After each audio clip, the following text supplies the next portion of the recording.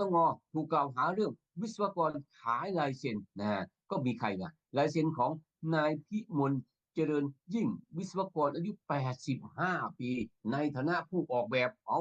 85ปีโอ้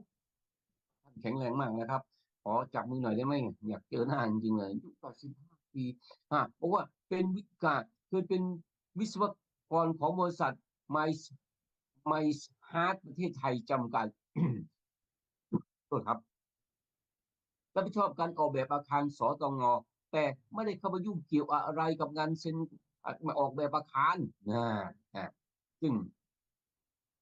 อ่าท่านพลตำรวจโทนพสินพูลสวัสดิ์ในฐานะรองผู้บัญชาการตำรวจนครบาลหัวหน้าคณะพนักงานสืบสวนสอบสวนเหตุการณ์บอกว่ายังไงยอมรับว่าเขาให้ยอมรับนายพิมลนายพิมลน่ะให้ไปให้ปากคำแล้วอีก40 คนก็ไปคำนายพิมลก็ไปให้ปากคำนายพิมลไปให้ปากคำอีก39 คนยังไม่บอกเรื่องใครเพิ่งเยอะนะ